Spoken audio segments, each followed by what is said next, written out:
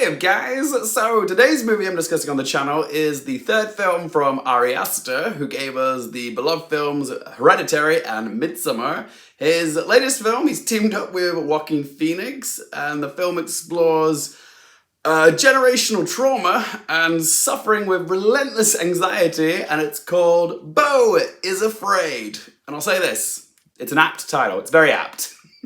Be afraid. Be very afraid. Beau.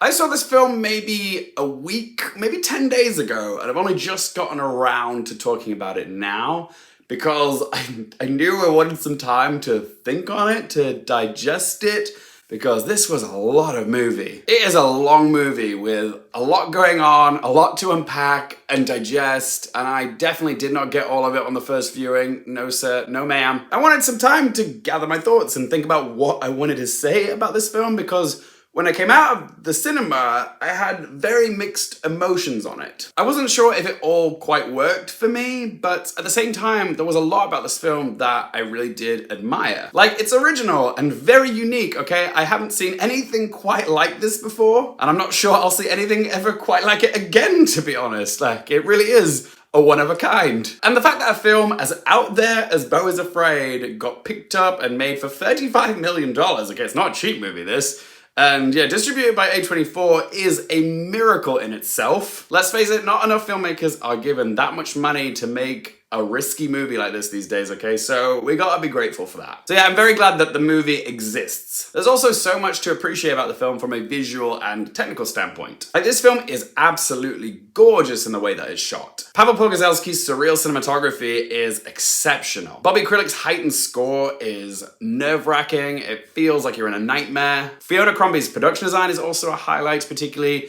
in one act which is centered around a traveling theater company. The hair and makeup was amazing. Like, if you told me that that was Joaquin Phoenix's real hair, I would have believed you. As far as the actual storytelling of this film is, Ari Aster is taking some big swings here. The best way for me to describe Beau Is Afraid without giving too much away is to call it a psychological odyssey. Beau, who's played by Joaquin Phoenix, is trying to get to his mother, who's played by Patti LuPone. That's essentially the plot, but the journey for him to get to her is a horrific ordeal. The whole film is told from Beau's point of view, and because Beau struggles with severe, crippling anxiety, we see the world through this heightened, surreal perspective. It's not set in the real world, it's kind of an exaggerated version of it. At times it kind of borders on satire. But a lot of the events and sequences that we see on screen are very strange and unsettling. You also throw in the fact that this is over 3 hours long, and I know immediately that not everyone is going to like this film. I know some people are probably going to love this film, but it's definitely going to have its haters as well. I was actually very engrossed with it for the most. Like, it is very arresting and darkly funny, but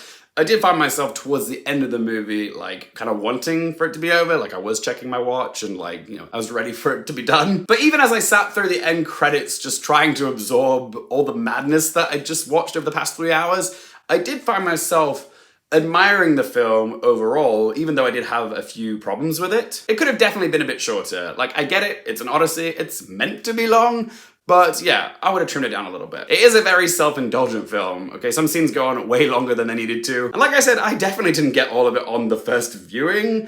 I think now that I've had some time and some distance from it, I've come to understand it a little bit better. Certainly not all of it, but part of me think that that might be a good thing, because going back to watch it again, I think might be a better experience, you know, understand it a little better now that I know what to expect. And the fact that it's a 3-hour movie and I still kind of want to go back to it is a good sign. And I do appreciate a film which leaves me thinking about it for weeks. Like, I have been thinking about this movie ever since I saw it, trying to think about what I want to say about it. For better or for worse, this film has stayed with me. I also have to take a moment to praise the performances. This is another top-tier performance from Joaquin Phoenix, who goes all in on his performance as Beau. It's a performance of levels and layers, you know, it's got peaks and valleys, it's tragic and hilarious. He's all over the emotional spectrum in this film. He goes from catatonic to overwhelmed, and it all felt authentic. There was no point where I didn't believe that that's how he would react in this situation, even in the most absurd moments of this film. There's also wonderful turns from Amy Ryan and Nathan Lane, who play this domesticated middle-class couple who try to help Beau. They have some of the funniest lines in this movie because their cheery disposition juxtaposes the stress of Beau's predicament. Patti LuPone is also brilliant as Beau's overbearing mother, Mona, but that should come as no surprise, really, because Patti LuPone has made a living playing difficult-to-please mothers on both the stage and the screen. Can I see the film getting some Oscar nominations? Sadly, I don't think it will get any Oscar nominations, even though there are truly some spectacular standout departments in this film, like acting for Joaquin Phoenix, the makeup and hair and production design. They're all worthy of an Oscar nomination in my eyes, but I just think this film is going to be too weird, abstract, and out there for a lot of Academy voters to, get behind. And plus, the early release date is probably not going to help its chances either. So yeah, I would be very surprised if this film managed to get any Oscar nominations. What do you guys think? Let me know in the comments below. All right, so let's ask them 3 questions. Firstly, would I watch it again?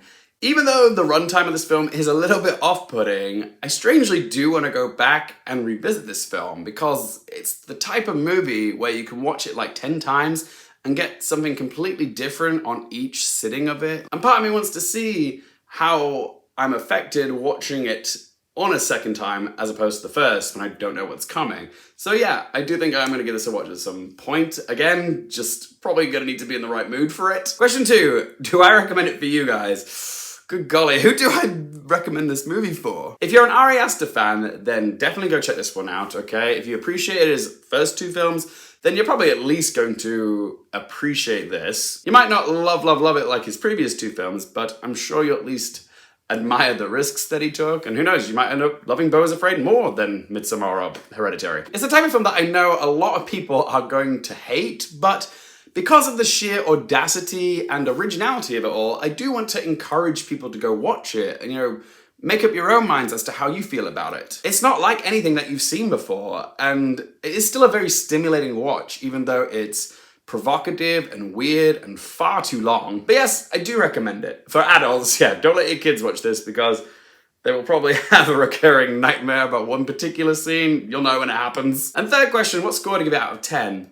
Beau Is Afraid is a bold and at times very bonkers film, which I definitely did not get all of it on the first sitting, but I did really admire it. I definitely respect the film more than I enjoyed it. I'm glad that Ari Aster got to make this film, even if it is a bit self-indulgent, but I admire him for taking the risks, and I love a film that challenges me and gets me thinking. I'll definitely be thinking about this film for a while. It's a film that definitely stays with you, even if you didn't particularly like it. I have a feeling this is going to be one of those films where my rating of it will evolve over time, especially when I have more first-hand experience with anxiety, guilt, shame, grief, and existential dread. But I left this film not knowing how I should feel about it, but as time has passed, I think I do like it more than I dislike it. So for now, I'm gonna give Beau Is Afraid a score of 7.5 out of 10. But as always, guys, it's just one bloke's opinion. I'd love to hear from you. Have you seen Beau Is Afraid?